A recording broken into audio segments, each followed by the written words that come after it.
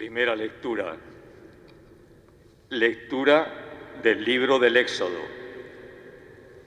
Esto dice el Señor: no maltratarás ni oprimirás al inmigrante, pues emigrantes fuisteis vosotros en la tierra de Egipto.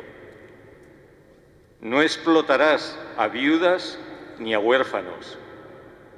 Si los explotas y gritan a mí, yo escucharé su clamor.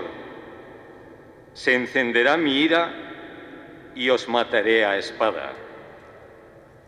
Vuestras mujeres quedarán viudas y vuestros hijos huérfanos.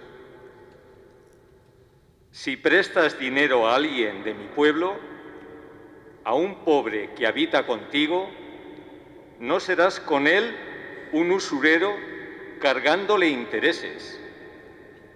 Si tomas en prenda el manto de tu prójimo, se lo devolverás antes de ponerse el sol, porque no tiene otro vestido para cubrir su cuerpo, y ¿dónde si no se va a acostar?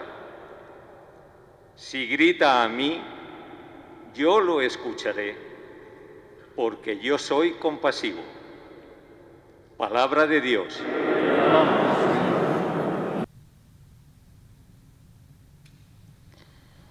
Segunda lectura. Lectura de la primera carta del apóstol San Pablo a los tesalonicenses.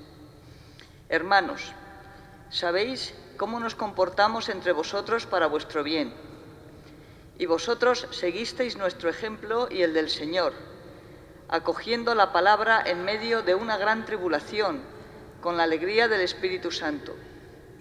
Así llegasteis a ser un modelo para todos los creyentes de Macedonia y de Acaya. No solo ha resonado la palabra del Señor en Macedonia y en Acaya desde vuestra comunidad, sino que además vuestra fe en Dios se ha difundido por doquier, de modo que nosotros no teníamos necesidad de explicar nada, ya que ellos mismos cuentan los detalles de la visita que os hicimos. Cómo os convertisteis a Dios, abandonando los ídolos para servir al Dios vivo y verdadero, y vivir aguardando la vuelta de su Hijo Jesús desde el cielo, a quien ha resucitado de entre los muertos y que nos libra del castigo futuro. Palabra de Dios.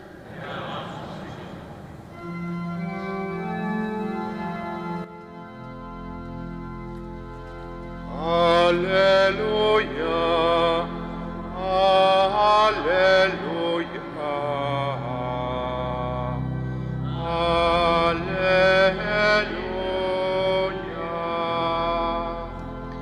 El que me ama guardará mi palabra, dice el Señor, y mi Padre lo amará, y vendremos a él. Aleluya, aleluya, aleluya.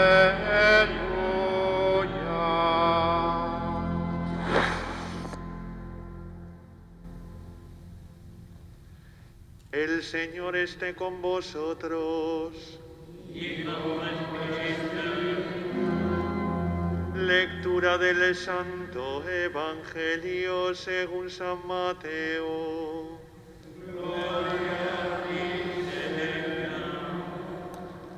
En aquel tiempo, los fariseos, al oír que Jesús había hecho callar a los saduceos, se reunieron en un lugar, y uno de ellos, un doctor de la ley, le preguntó para ponerlo a prueba: Maestro, ¿cuál es el mandamiento principal de la ley? Él le dijo: amarás al Señor tu Dios con todo tu corazón, con toda tu alma, con toda tu mente. Este mandamiento es el principal y primero. El segundo es semejante a él: amarás a tu prójimo como a ti mismo. En estos dos mandamientos se sostienen toda la ley y los profetas. Palabra del Señor.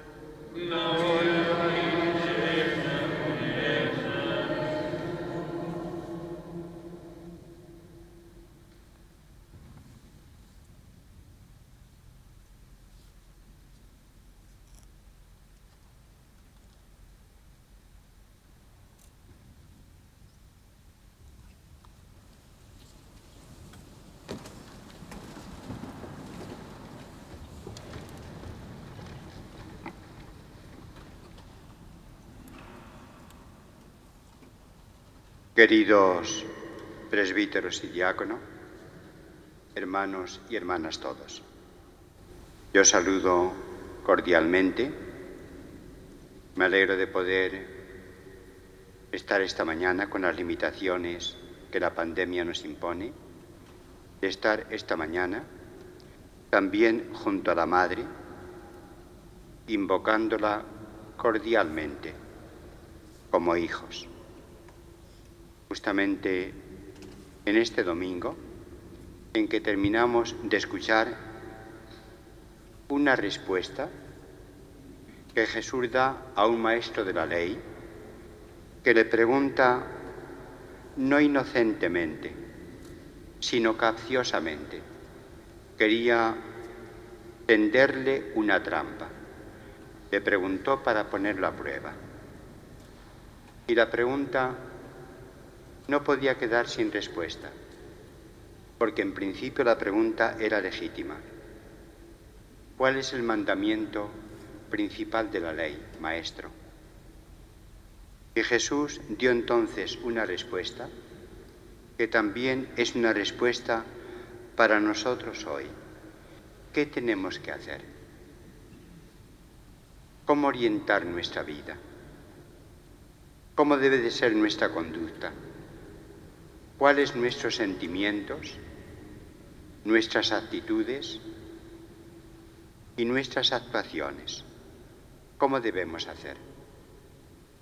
La respuesta de Jesús aparecía también recogida en nuestros catecismos.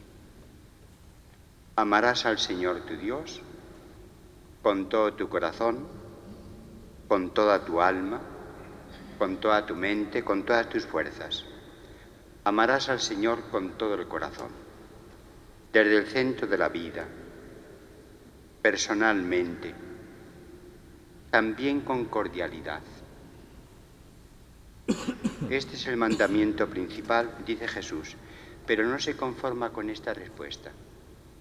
Y añade el segundo mandamiento, también principal, es semejante al primero. Amarás a tu prójimo como a ti mismo.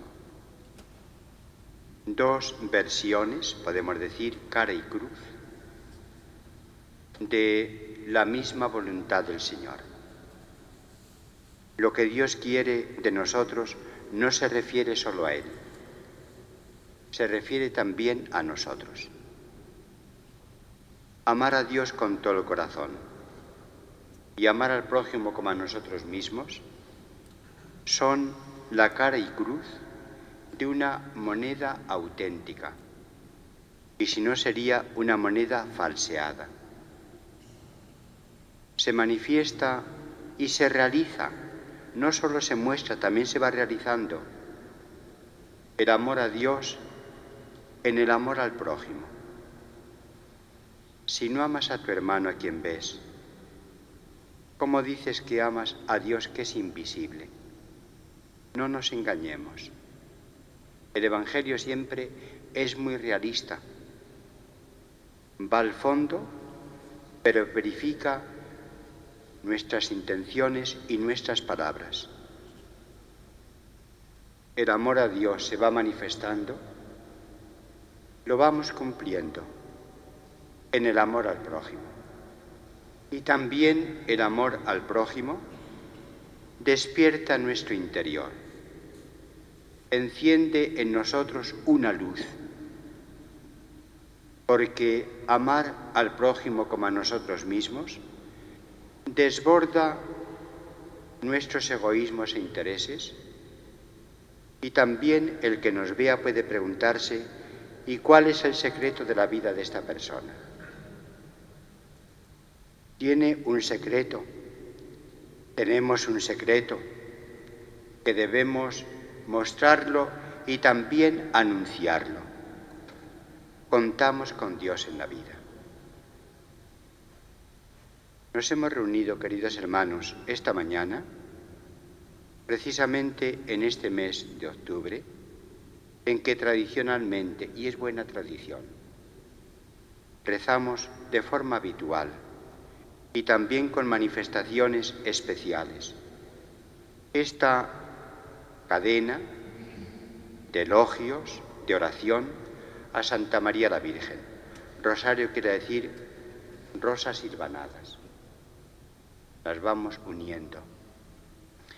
Hay 2 versículos en el Evangelio de San Lucas, precisamente en los primeros capítulos, en que se nos dice cómo era el corazón de María. Cuando está viendo la Virgen que termina de dar a luz,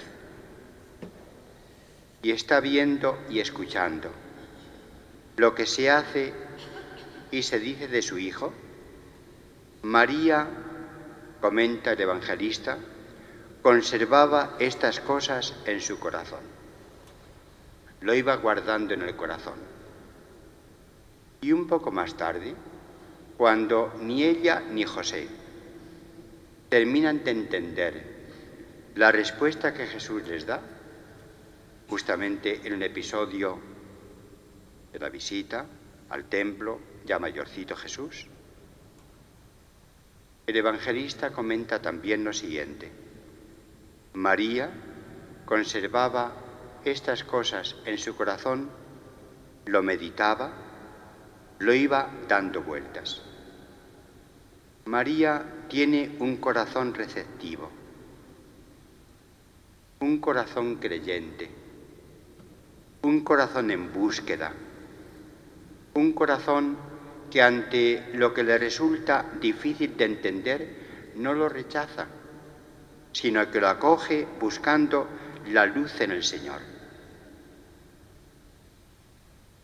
Decimos que el corazón de Santa María la Virgen es inmaculado, es fiel, es creyente, es acogedor, busca la voluntad de Dios en su vida. El rosario es una oración preciosa. El Papa, como todos sabemos, Juan Pablo II, añadió 5 misterios que sorpresivamente no se habían añadido a lo largo de la historia, y se puede comprender entre la pérdida y el hallazgo de Jesús en el templo y el comienzo de la pasión. Hay un tracto largo que también se presta a la meditación por Santa María en su corazón, y por tanto también en la oración del rosario que nosotros vamos teniendo siempre en el horizonte de esa oración un aspecto de la vida de Jesús.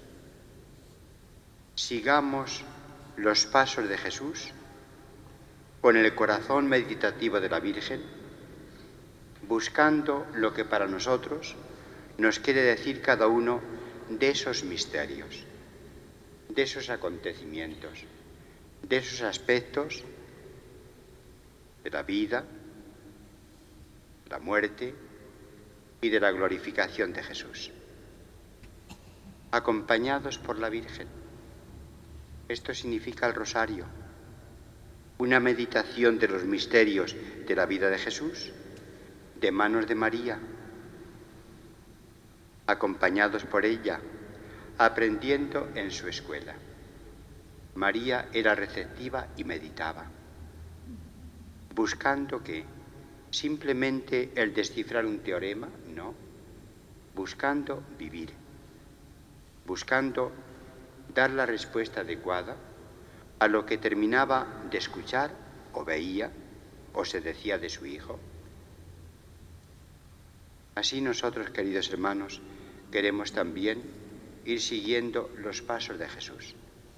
Y en esta oración del rosario, en que, haciéndonos eco de las palabras del ángel, de los elogios que de María se fueron haciendo, nosotros también nos hacemos eco de estos elogios a la Virgen.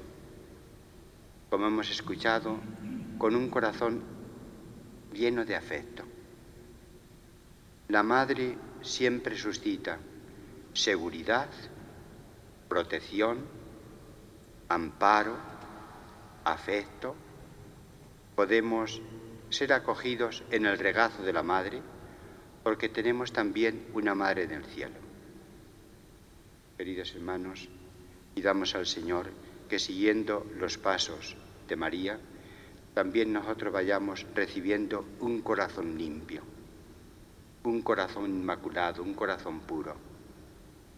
Si nuestros inicios no fueron así, que sea nuestro final así. Que Santa María la Virgen interceda por nosotros.